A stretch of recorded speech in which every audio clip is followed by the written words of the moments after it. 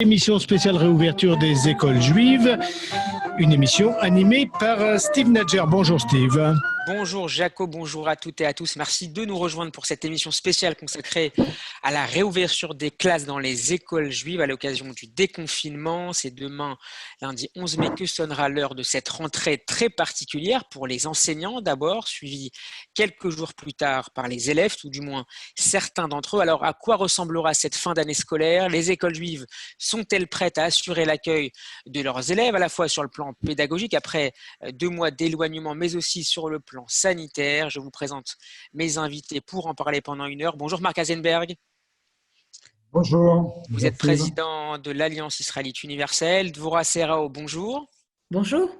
Vous êtes directrice de l'Amorim, une association qui accompagne les écoles juives sur le plan pédagogique et numérique. Et j'ajoute que nous rejoindra tout à l'heure la directrice de l'école primaire de l'Alliance de Pavillon-sous-Bois, Ariel Sasportes. Alors je me tourne vers vous, Marc Hasenberg. Je le disais dans mon ouverture, vous présidez l'Alliance Israélite Universelle qui gère plusieurs établissements scolaires en Île-de-France, dans le sud du pays, mais aussi en Israël, en Suisse ou encore au Maroc. On va évidemment se concentrer sur les écoles de l'Alliance en France. Marc Hasenberg, ces écoles seront-elles prêtes à accueillir leurs élèves dans les prochains jours? Et si oui, selon quelles modalités? Alors, nous travaillons sans relâche avec les directeurs, directrices d'école, leurs adjoints, le personnel pédagogique depuis plusieurs semaines, dans des conditions difficiles parce qu'il faut comprendre que les règles et que les informations changent tous les jours. Donc, on va rentrer dans le détail de ce qui est acté et pas encore acté, mais pour répondre à votre question, oui, nous allons rouvrir. Nous allons rouvrir jeudi, ce jeudi prochain. Pourquoi jeudi? Parce que mardi et mercredi, nous effectuerons des pré-rentrées où les directeurs travailleront avec le personnel pédagogique et administratif des écoles. Et après cette pré-rentrée, quand tout sera installé, jeudi, nous démarrerons. Et je rappelle qu'il ne s'agit pour cette pré-rentrée que des cours primaires, maternels qui vont ouvrir, et des cours élémentaires jeudi et vendredi de cette semaine.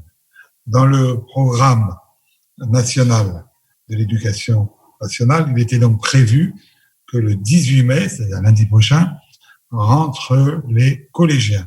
Mais les collégiens, c'est lié à l'état de la carte sanitaire. L'Île-de-France, comme vous le savez, est classée rouge. Il est peu probable que ça change dans les prochains jours.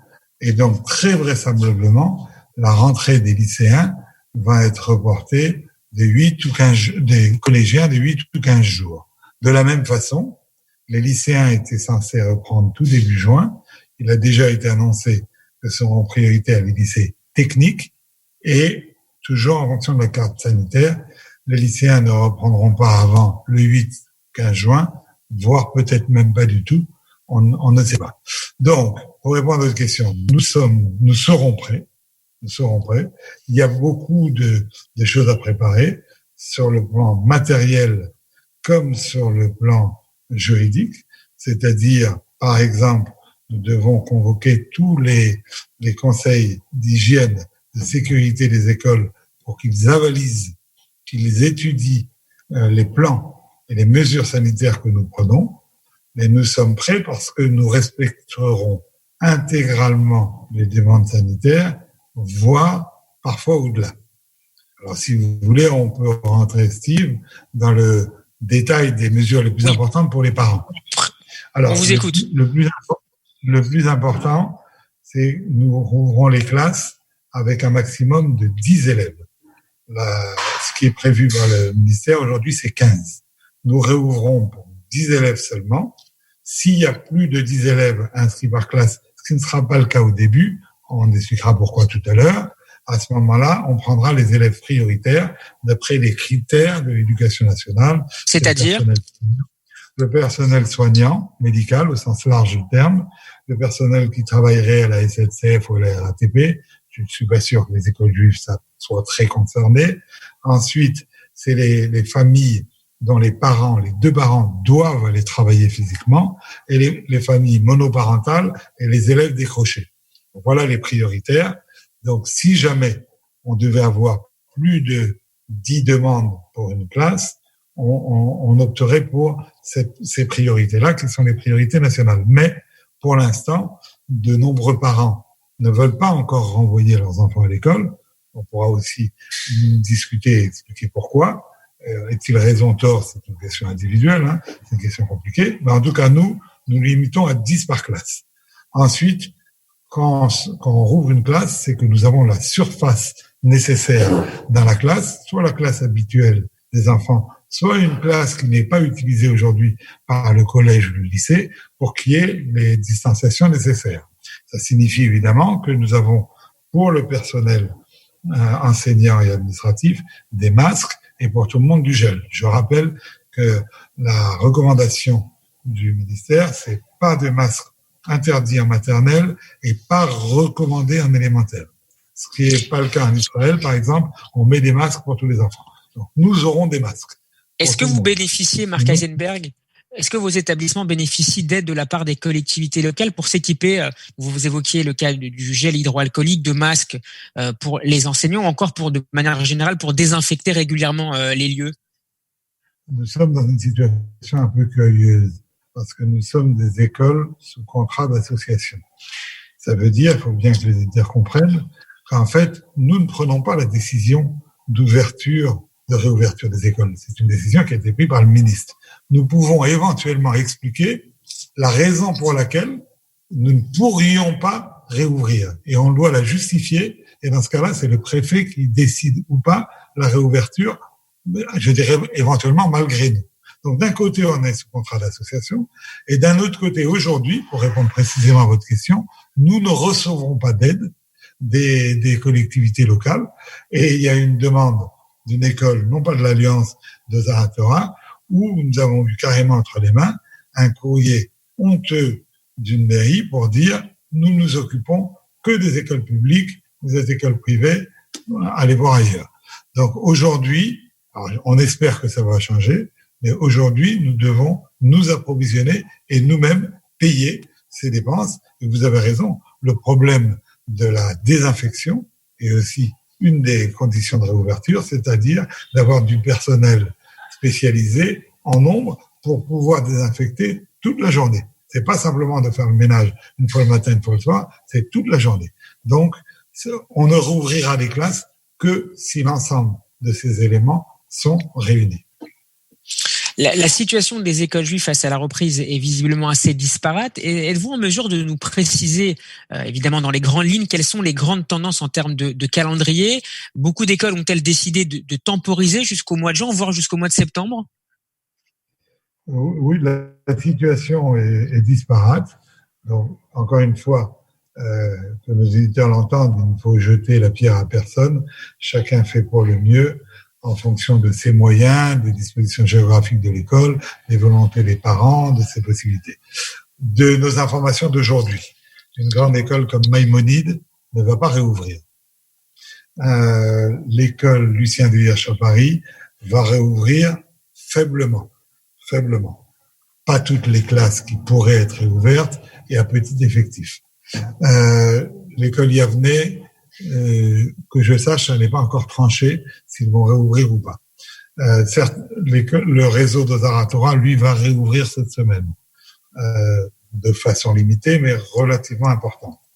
Donc la situation est différente. Certains veulent attendre après Shavuot, c'est-à-dire le 2 juin, ce qui me semble être curieux. Alors certains, je veux dire même certains parents, se disent le 2 juin, la situation, on verra mieux.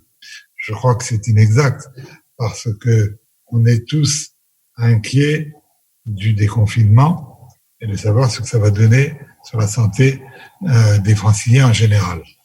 Mais la réalité de est-ce que ça donne des conséquences suffisamment mauvaises, entre guillemets, dans les écoles pour nécessiter la non-réouverture, voire la fermeture, les scientifiques nous disent qu'il faut à peu près 3 semaines pour le savoir.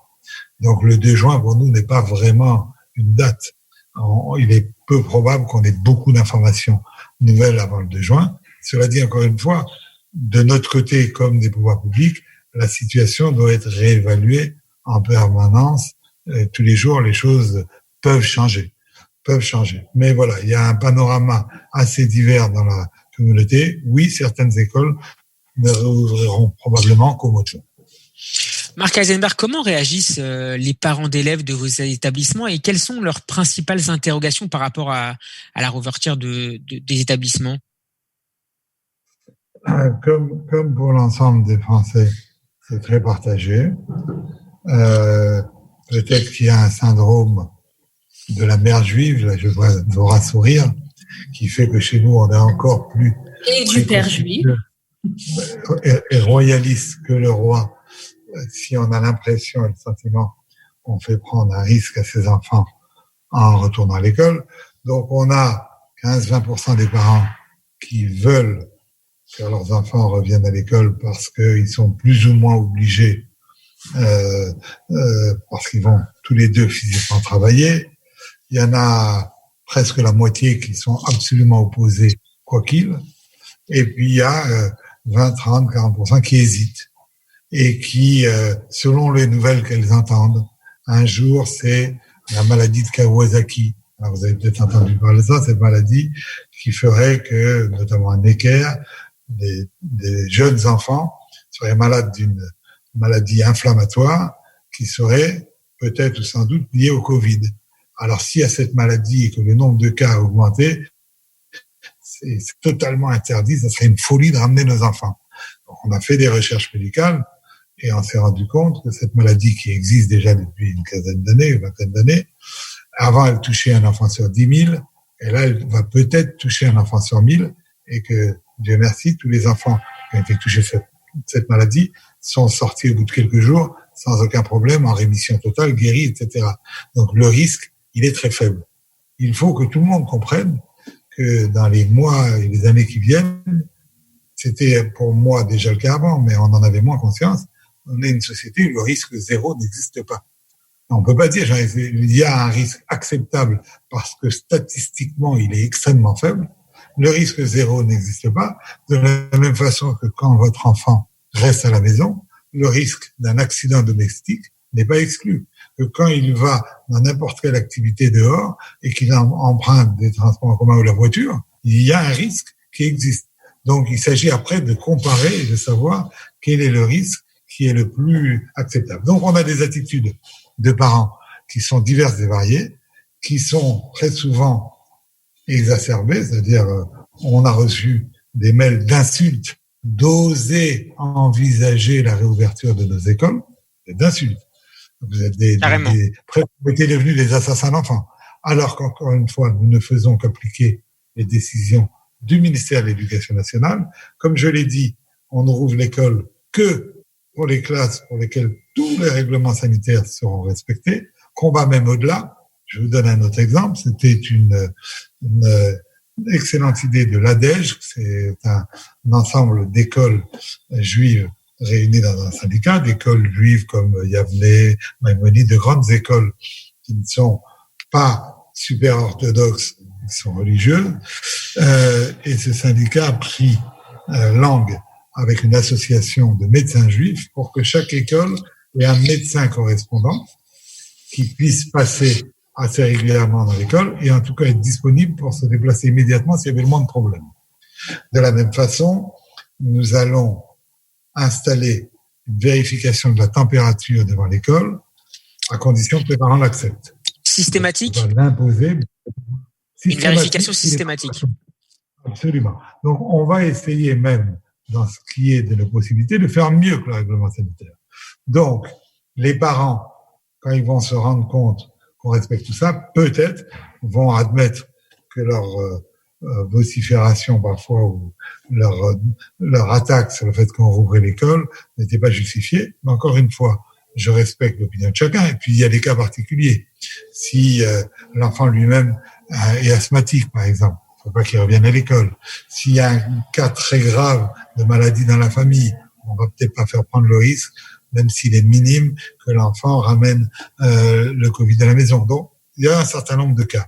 Si tout le monde est en bonne santé, si il y a moyen d'amener à l'école l'enfant sans prendre les transports en commun, je ne vois pas de raison raisonnable pour que les familles ne ramènent pas leurs enfants.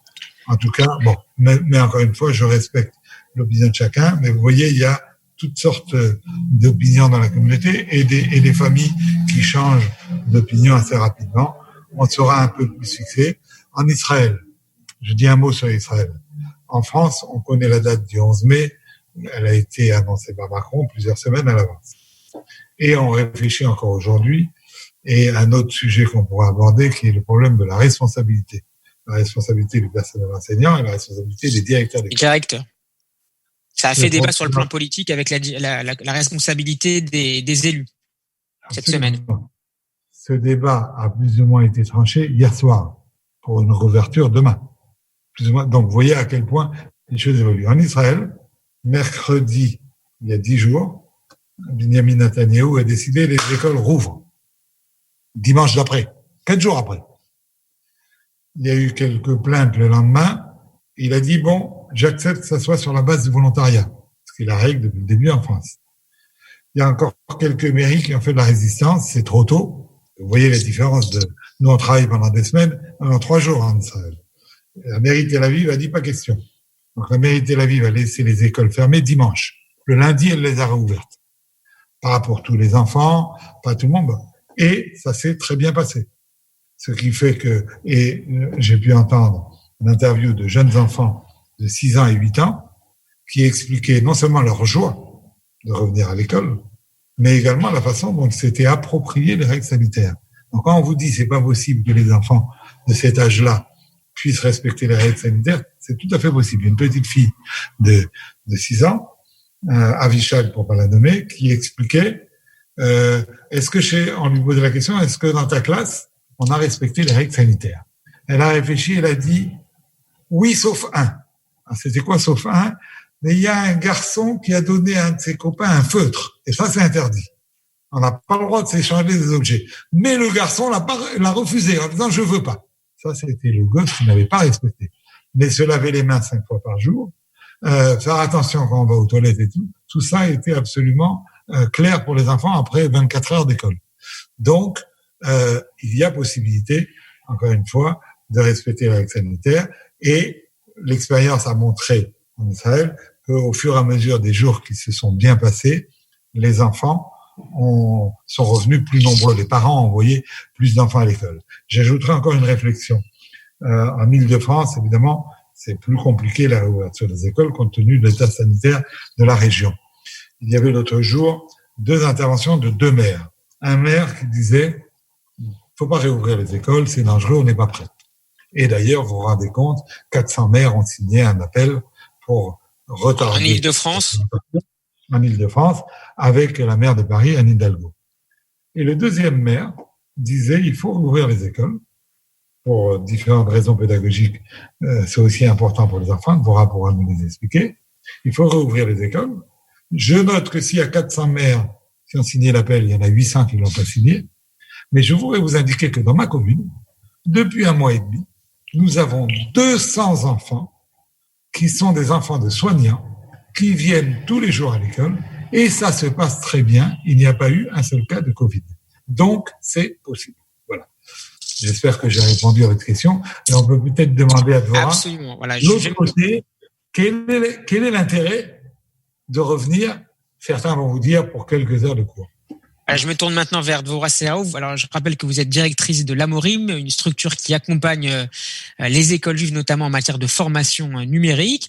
On va reparler dans un instant justement de cette question de la digitalisation de l'école. Mais Dvorah Serraouf, un premier point d'abord sur le plan pédagogique. À quoi va ressembler cette fin d'année qui a plutôt, à vrai dire, des allures de pré-rentrée? Alors, de pré-rentrée ou de rentrée tout court. L'idée, c'est qu'on a beaucoup parlé de cette fameuse rentrée de la semaine du 11 mai. Semaine du 11 mai parce que certains rentreront lundi ou mardi, d'autres ne rentreront que jeudi ou peut-être même vendredi. Il faut laisser le temps aux enseignants, aux adultes pour sécuriser les enfants. Il faut que les adultes eux-mêmes se préparent et se sentent faire partie d'un cadre. Cette rentrée qui en est quand même une dans la mesure où il va falloir apprendre de nouveaux gestes, faire acquérir de nouvelles habitudes. On ne se déplacera pas plus de la même manière, on ne communiquera plus de la même manière, on ne s'assera plus de la même manière en classe, on rentrera et on en sortira de la classe d'une manière totalement différente. Forcément, une classe qui ne va pas être au complet, puisque vous l'avez entendu par Marc Eisenberg, dans la plupart des écoles, alors on avait envisagé 15 et puis on est descendu à 12 et puis pour vraiment maintenir toutes les mesures de sécurité, on est à 10, peut-être parfois même 8. Donc une rentrée qui ne va pas en être une pour tous les enfants, puisqu'une partie des enfants vont continuer à apprendre à distance et je vous laisse imaginer la charge mentale des enseignants au minimum multiplié par 2 qui vont devoir assurer pour ces élèves qui restent à la maison et ceux qui vont venir à l'école. Donc une rentrée pour les enseignants, une rentrée pour les élèves et surtout ce que j'ai envie de dire, mais sans du tout tenter de faire des prémonitions qui ne seraient pas encore validées, c'est que cette répétition, c'est une grande répétition pour la rentrée de septembre et qu'il faut vraiment voir cette rentrée, comme on peut l'appeler, comme un petit peu, c'est ce qui nous permet de mettre les jalons de septembre. C'est une grande répétition pour la vraie grande rentrée qui s'approche de nous à grands pas. Justement, Dvorah Serra-Holland, une circulaire mise en ligne lundi dernier par l'Éducation nationale précise que l'enjeu n'est pas de finir le programme. La priorité sera de consolider les acquis des élèves. Mais finalement, est-ce que le retard pris par les enfants, évidemment inéluctable par la situation exceptionnelle que nous vivons depuis 2 mois, est-ce que ce retard pourrait être rattrapé par les élèves? Et si oui, sous quelles échéances? Alors écoutez, dès le début de cette crise, j'ai été en contact avec des directeurs d'école qui ont tout de suite mis le doigt sur ceux à qui ça allait vraiment poser problème. Ceux à qui ça pose énormément de problèmes d'être à distance, ce sont les enfants qui ont des difficultés, ce sont les enfants qu'on place sous la catégorie de difficultés. On n'aime pas toujours utiliser ce genre de langage, on parle plutôt de défis, on parle d'efforts particuliers, en tout cas de la part des adultes pour s'adapter aux enfants et non l'inverse. Ces enfants qui ont tendance à être hyperactifs, qui ont du mal à tenir en place, qui ont des troubles de l'apprentissage, eux ont besoin vraiment de cet accompagnement très particulier que leur permet parfois leur AVS ou tout autre dispositif organisé à l'école. Alors, je vais vous donner mon avis qui est très personnel et que tous les auditeurs pourront à loisir critiquer. Sincèrement, 3 mois, 6 mois sur des compétences, sur une vie scolaire, personne ne doit avoir peur de ça. Je veux dire, les enfants on le dit trop souvent, on le dit très souvent dans plein de situations, ils sont aussi malléables qu'on le voudrait. 6 mois de compétences sur une fraction ou sur des chiffres décimaux, sur le groupe nominal. Ça se rattrape. Mais bien sûr, ça ne va pas compter dans une scolarité. Ça se rattrape sur un été, ça se rattrape avec des cours particuliers et ça se rattrape avec une excellente maîtresse ou un excellent maître en classe à la rentrée. Et je voudrais vraiment rassurer les parents, même si, bien sûr, des enseignants vous diront que c'est dommage, on a toutes les compétences du 3e trimestre qu'il faudra revoir. Faisons confiance aux enfants. On leur a fait confiance pour être confinés pendant plus de 2 mois. On peut leur faire confiance pour acquérir des compétences en 2 mois, en 3 mois, en 6 mois. Puis je vais vous dire, on peut aller même... Mais le fait de dire qu'on puisse rattraper, ça ne signifie pas que l'école dans laquelle il va revenir ne sera qu'une garderie, ni que ça n'a pas d'intérêt pour quelques heures de revenir à l'école. Absolument pas. C'est un problème de cadre. Alors, j'y arrive. Écoutez, d'abord, du point de vue des parents, on l'a lu, on l'a constaté, on l'entend. On arrive au creux de la vague. C'est-à-dire qu'on a tenu pendant 2 mois, les parents sont épuisés, les enfants aussi. Il faut tous l'admettre. On arrive à un moment où on espérait pouvoir voir le bout de ce tunnel là d'ici mi-mai. C'est très difficile. On n'a pas envie de se débarrasser de nos enfants, mais on n'a pas envie non plus de continuer à les voir comme ça se languir de leurs amis. Je veux dire, le contexte, les interactions pour les enfants, de revoir ses amis, de faire partie, d'avoir une routine, c'est extrêmement sécurisant. Avec tous les efforts qu'on peut faire en tant que parents, on n'arrivera jamais à compenser ce que permet de faire la routine scolaire. Et puis de savoir à quoi s'attendre. s'étendre. Il y a 1 heure pour le bus, il y a 1 heure pour le goûter, il y a 1 heure pour la cantine, il y a 1 heure pour retrouver les mamans et les papas. Tout ça, ça scande une journée. L'organisation du temps, qui est d'ailleurs une notion très, très juive, tant par rapport au calendrier juif qu'à la prière, c'est un cadre qui est extrêmement sécurisant. Aujourd'hui, les enfants ont besoin de retourner à l'école. Les enfants doivent... Que ce confinement prolongé a des conséquences à la fois sociales et psychologiques. Écoutez, les recherches le diront plus tard, mais je veux dire, il faut pas non plus être psy ou être docteur pour constater ce qui se passe dans les foyers, pour entendre le retour des enseignants sur ce qui se passe dans les familles. Et je vais vous dire, il y a une directive très intéressante du ministère de l'Éducation nationale sur cette reprise, qui est que la continuité, les nouveaux acquis, etc., bon, ça, on verra plus tard. Mais il y a d'abord un accueil et une écoute, j'ai envie de dire, orientée psychologiquement à avoir par rapport à ces enfants qui vont revenir. Il faut les retrouver, on va les retrouver dans des états, pour certains, où ils ont eu un quotidien extrêmement lourd. Tout le monde n'a pas eu la chance d'avoir un confinement heureux. Il va falloir que les enseignants apprennent à détecter les signes de détresse et surtout, il va falloir apaiser ceux qui ont peut-être vu des choses assez difficiles en ayant été confinés. On va marquer une pause. Marc Eisenberg. Une seconde avant la pause. L'école est un endroit structurant pour les enfants. Et cette structure, elle est importante dans la création de leur équilibre psychique. Et il y a une énorme différence entre être absent depuis le mois de mars jusqu'au mois de septembre, pendant 6 mois de cet équilibre, du fait d'avoir eu 2 mois, on n'a pas mis les pieds à l'école, et on y revient même un peu, mais on retrouve ce cadre qui est nécessaire pour l'épanouissement des enfants. C'est ça le pari de la rentrée, et c'est quelque chose de très important que les parents peuvent comprendre.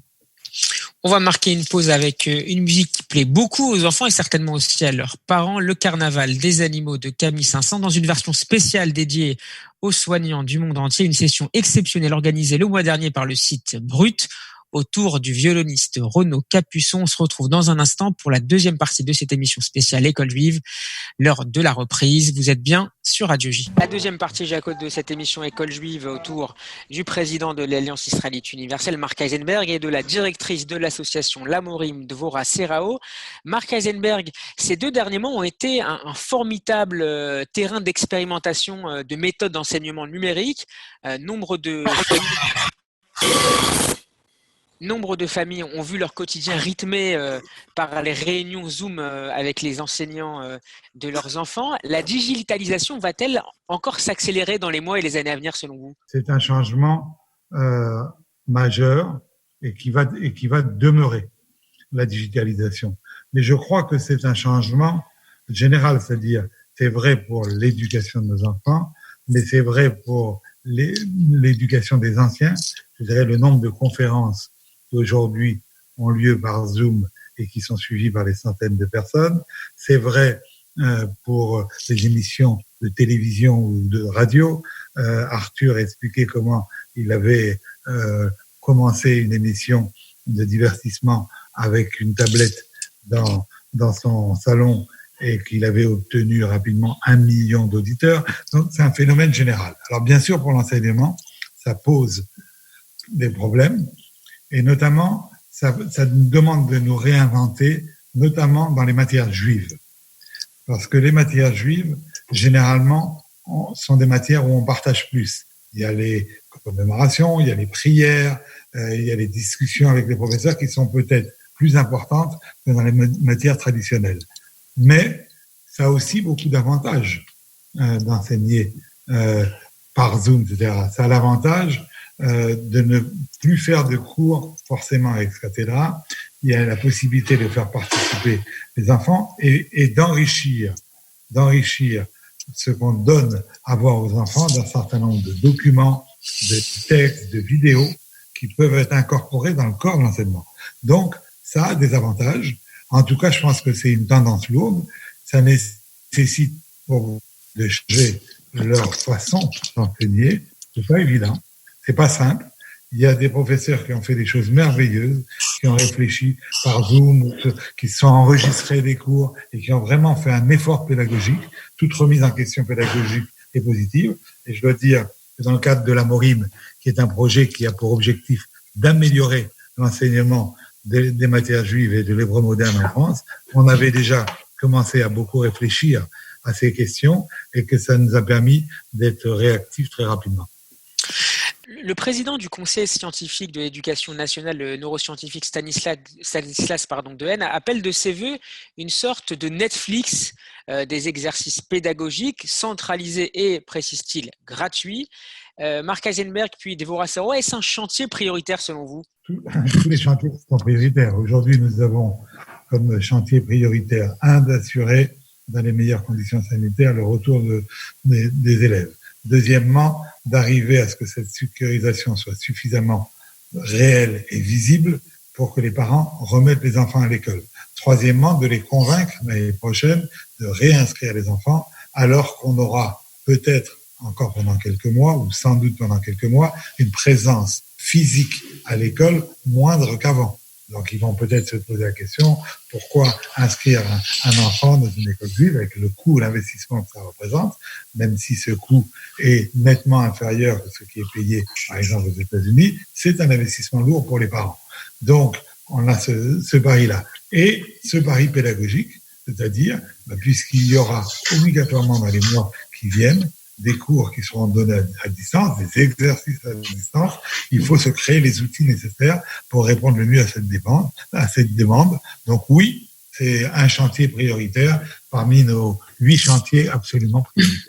Devorah Saro. Oui, juste un mot pour vous dire, Ariel Sasportes qui nous a rejoint, directrice de l'école de l'Alliance à Pavillon-sous-Bois, pourra le confirmer puisqu'elle y était. En juillet de l'année 2018, on est allé avec un groupe, donc le groupe des directeurs qui font partie du dispositif de la Morim, pour justement parler d'innovation et de leadership. Et au sujet de l'innovation, on a rencontré des gens très intéressants qui font de la recherche au niveau de l'éducation, qui ont parlé du nouveau paradigme, ou plutôt du changement de paradigme dans l'éducation, sachant qu'aujourd'hui, le savoir est à la disposition des élèves, comment les enseignants et le monde de l'enseignement doivent s'adapter. Alors, qu'on l'appelle le Netflix de l'éducation ou qu'on l'appelle l'Internet, en tout cas, ce que l'on a appris de ce que l'on savait depuis déjà quelques temps et que cette situation a vraiment confirmé et mis en avant, c'est que le savoir est à la disposition des élèves et des apprenants, quel que soit leur âge. Marc l'a rappelé, qu'on soit adulte ou qu'on soit plus jeune. Aujourd'hui, la vraie définition sur laquelle on se penche, c'est le comment. Comment on va apprendre. Et ce qui est intéressant, c'est que ces dernières années, justement, les interactions sociales qui sont plutôt de l'ordre du savoir-être pour les éducateurs qui nous écoutent, commencer à prendre toute leur place. C'est-à-dire que le savoir étant au milieu, comment on va s'approprier ce savoir? Est-ce qu'on peut le faire seul? Et du coup, cette discussion, cette question, elle se pose de manière plus accrue aujourd'hui. La vraie question aujourd'hui, c'est dans l'immédiat, on est dans un contexte de distanciation. Qui dit distanciation ne veut pas dire, j'ai envie de dire, séparation totale. On prend de la distance. Comment on continue à créer du lien tout en préservant la distanciation sociale? C'est ça aujourd'hui qui occupe les esprits des éducateurs. Je me tourne maintenant vers notre... Juste un mot. Oui, juste un je vous en prie. La question est assez simple. Il faut également convaincre les enfants de l'intérêt de l'apprentissage qu'ils ont à faire. Or, aujourd'hui, les enfants vous disent, vous voulez apprendre la capitale de l'Allemagne, la population de la Chine, ou comment fonctionne le cerveau, j'ai besoin, je tape sur Google et j'ai la réponse. Pourquoi j'ai besoin d'apprendre ça par cœur ou dans un cours à l'école? Donc, il faut, à l'évidence, ça n'était pas notre réflexion à nous, à ma génération, ni même, je crois savoir, même peut-être pas à la vôtre. On ne tapait pas sur Google pour avoir la réponse que posait le professeur. Je vous confirme. Donc, obligatoirement, ce que disait un mot savant Devorah, obligatoirement, le rapport entre l'enseignement et le savoir est différent aujourd'hui. Je me tourne maintenant vers notre nouvel invité. Bonjour Ariel Sasportes. Bonjour Steve. Merci d'avoir accepté. Bonjour Marc et bonjour à tous les auditeurs. Merci d'avoir accepté notre invitation cet après-midi. Vous êtes directrice de l'école primaire Alliance Pavillon-sous-Bois. Comment se prépare cette nouvelle rentrée dans votre école et quelles sont les difficultés matérielles et pédagogiques évidemment que vous rencontrez? Bien, alors si vous le permettez, je voudrais commencer par rendre hommage à l'ensemble de l'équipe de professeurs qui a fait un travail formidable depuis 1 mois et demi déjà pour assurer cette continuité pédagogique. Ce sont les autres héros du confinement, finalement, ces enseignants. Absolument. Donc, oui, nous avons décidé l'ouverture de nos écoles. Elle nous paraît fondamentale, notamment pour les différents enjeux qu'ont rappelé Marc Eisenberg et Dvorah Serrao.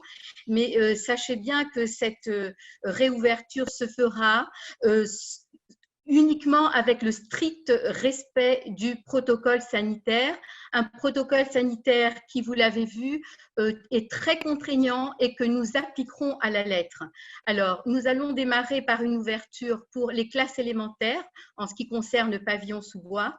Et puis ensuite, arriveront les classes maternelles quand nous aurons justement l'assurance que pour ces classes-là, pour lesquelles, vous savez, il est bien plus compliqué d'appliquer ce protocole, voire impossible pour l'instant à nos yeux, impossible de refuser un câlin à un enfant qui le souhaiterait parce qu'il quitte ses parents avec lesquels il est resté plus d'1 mois et demi, impossible de l'empêcher de partager un goûter, impossible de l'empêcher de prendre le jouet de son camarade, mais tout ça, nous nous laissons encore le temps d'y réfléchir.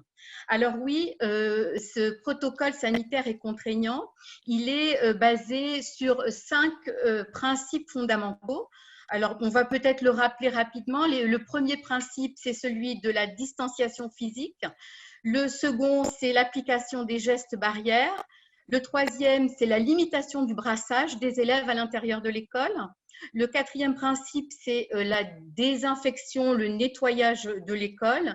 Et enfin, le cinquième et dernier principe, c'est la formation et l'information, non seulement des élèves, mais du personnel et voire des parents. Alors, en ce qui concerne la distanciation physique, nous travaillons depuis près d'un mois, à appliquer cette distanciation. Elle va passer par, bien évidemment, le réaménagement des salles de classe. Vous l'aurez compris, les classes ne compteront plus autant de pupitres qu'avant le confinement, c'est-à-dire jusqu'à 30 pupitres pour certaines. Là, nous nous limiterons dans un premier temps à 10 bureaux par classe, si dans ces classes-là, on peut s'assurer d'une distance d'1 mètre entre chacun des pupitres. Alors évidemment, il y a aussi le fait de ne pas mettre des pupitres face à face. Cette distanciation, elle doit s'appliquer aussi grâce au marquage que les élèves qui vont démarrer pour nous, les classes qui vont démarrer le 14, pourront déjà constater, un marquage au sol dès l'entrée. Pour flécher les parcours, en fait, alors, oui, au sein de l'école. Nous avons prévu une espèce de petits pas, vous savez, de petits pas adhésifs d'une couleur et d'une autre pour monter vers les classes et d'une autre couleur pour la descente, parce que vous verrez que le brassage doit être évité. Donc, on prévoit un sens de circulation unique. Donc, il y a ces petits pas, il y a des marquages au sol, il y a des panneaux pour sensibiliser les parents à l'extérieur de l'école. Vous savez que la possibilité pour entrer dans l'école des parents, elle n'aura plus lieu. Il n'y aura aucun parent qui pourra entrer à l'intérieur de l'école. Donc, on va les prévenir avec des pancartes, on va faire des points de distanciation à l'extérieur de l'école pour qu'il n'y ait pas d'attroupement à l'entrée et à la sortie, mais pour qu'ils puissent bien être séparés au moins d'1 mètre. On a fait la demande à Madame la maire, Katia Coppi, que je salue pour son aide, Madame la maire de Pavillon-sous-Bois, la demande de fermer la rue devant l'école à l'heure des entrées et des sorties. On attend une réponse. Bien. Ariel Sasportes, je vous pose une question. On parlait des mères juives tout à l'heure, mais les pères juifs sont aussi concernés. Qu'en sera-t-il ? Que se passera-t-il dans les cantines ? C'est une question qui revient souvent. Vous savez que ce qui avait été préconisé dans un premier temps, c'était de faire manger les élèves dans leur classe. Et puis, il y a eu du changement et maintenant, on souhaite que les enfants déjeunent au réfectoire. Alors, il faut savoir que la cantine ne sera pas assurée par l'école, ça, il faut le préciser. Ça n'est pas possible de l'organiser pour nous. Notre prestataire nous a fait savoir que ça ne serait pas possible. Donc, ce sont les parents qui confieront à leur enfant leur petit pique-nique dans des sacs isothermes parce qu'il va commencer à faire beau, à faire chaud. Les repas auront lieu au réfectoire à des heures différentes. Les groupes arriveront, des groupes de 8 à 10 élèves et pas plus pour permettre une distanciation là aussi. Et ensuite, alors pourquoi on a opté plutôt pour le réfectoire plutôt que pour la classe? Parce qu'il va falloir à de nombreux moments aérer les classes. Et là, ça fera partie d'un moment où on pourra aérer pendant près de 45 minutes la classe.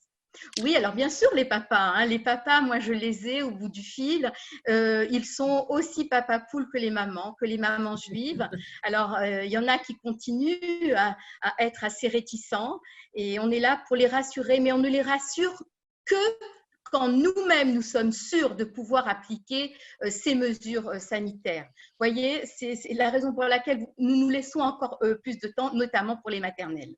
Il est 15h50, on va s'accorder une dernière respiration musicale. On écoute tout de suite le concerto pour piano numéro 27 en si bémol majeur de Mozart, je n'ai rien oublié, dans une version proposée il y a quelques jours par l'Orchestre Philharmonique d'Israël et la Philharmonie de Rotterdam à l'occasion à la fois de Yom HaZikaron en Israël et de la journée du souvenir des soldats morts pendant la Seconde Guerre mondiale aux Pays-Bas.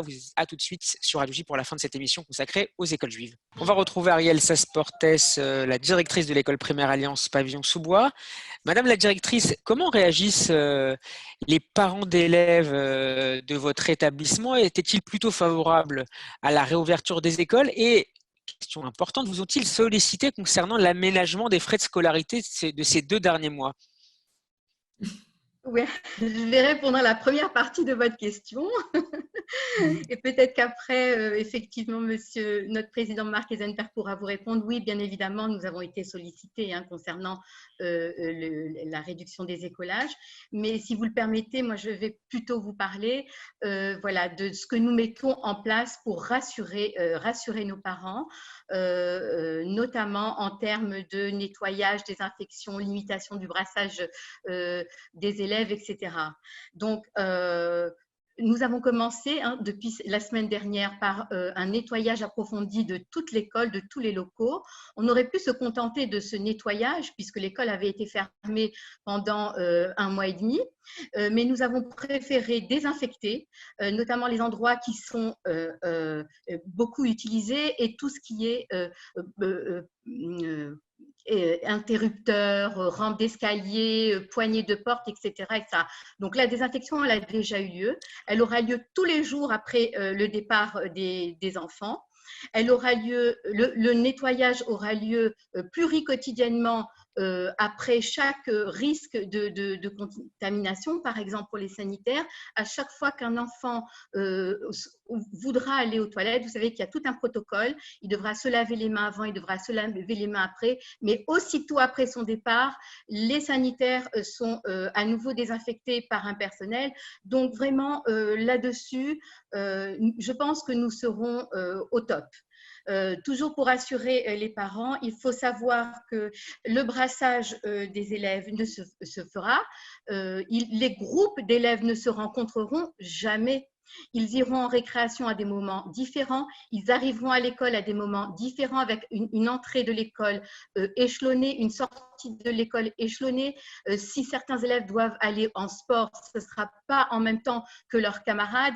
Donc, il n'y aura pas, à aucun moment, un groupe rencontrera un autre groupe. Ça, c'est un travail que nous ferons en amont avec l'ensemble des professeurs. Nous allons établir un planning et pour les récréations et pour le sport et pour les rentrées, pour les sorties, etc. Voilà, ça c'est une des mesures qui devrait rassurer les élèves, en tout cas les parents. La distanciation, elle sera respectée. Ensuite, pour la formation, nous sommes à la recherche d'un membre soignant ou d'un médecin parmi nos parents d'élèves qui pourrait venir former nos professeurs et notre équipe éducative et peut-être former aussi via Zoom les parents d'élèves, parce que nous comptons absolument sur les parents d'élèves. Cette formation des enfants, les parents ne doivent pas attendre qu'ils arrivent à l'école pour qu'elle se fasse.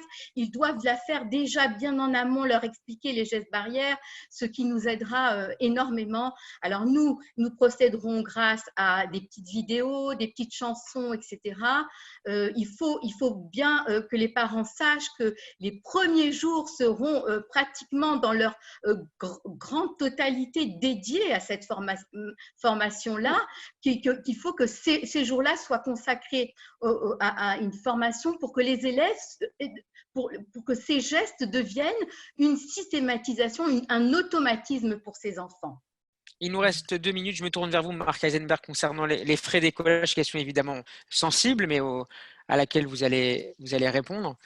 La situation est diverse dans les différents groupes scolaires. Certains ont fait des réductions importantes de scolarité pour ces 2 mois. Certains ont fait un geste plus marginal. Certains n'ont rien fait du tout.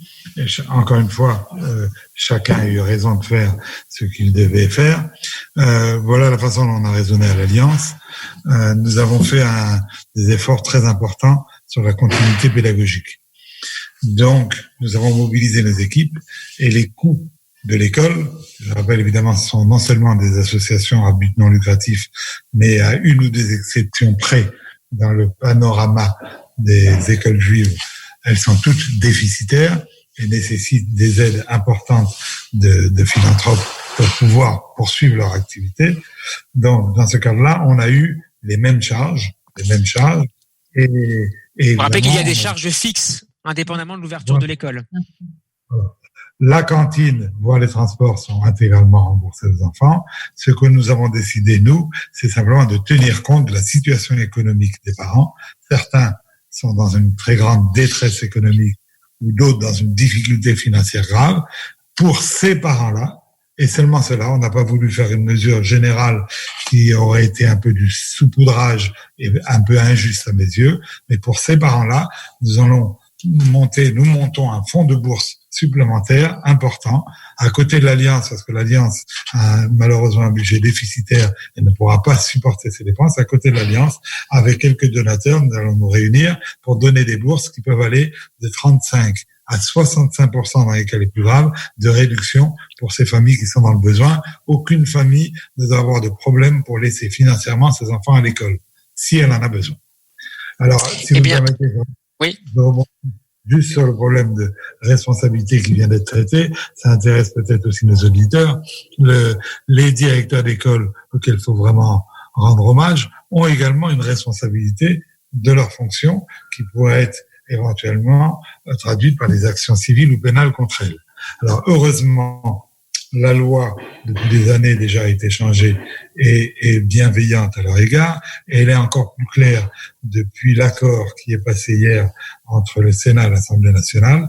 Pour faire très simple en quelques mots, à partir du moment de bonne foi, les directeurs, le personnel appliquent les règles sanitaires, sauf faute intentionnelle d'une exceptionnelle gravité, leur responsabilité ne pourra pas être prise.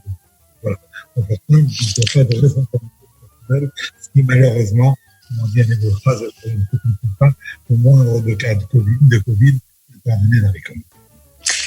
Voilà, c'est la fin de cette émission. Merci à tous nos invités d'avoir participé à cette émission spéciale consacrée à la reprise dans les écoles juives. Merci à Marc Eisenberg, président de l'Alliance israélite universelle. Merci à Dvorah Seao, directrice de la Morim. Et merci à Ariel Sasportes, directrice de l'école primaire Alliance Pavillon Sous-Bois. Bonne rentrée aux enseignants, aux enseignantes et à tous les élèves. Vous pourrez retrouver cette émission en vidéo sur notre site radioj.fr et sur la page Radio J sur Facebook et YouTube. Tout de suite, vous avez rendez-vous avec le Flash présenté par Eric Haddad. Je vous retrouverai à 16h05. Dans 5 minutes en compagnie d'Alexandre Adair pour Mondovision, l'émission de géopolitique de Radio J.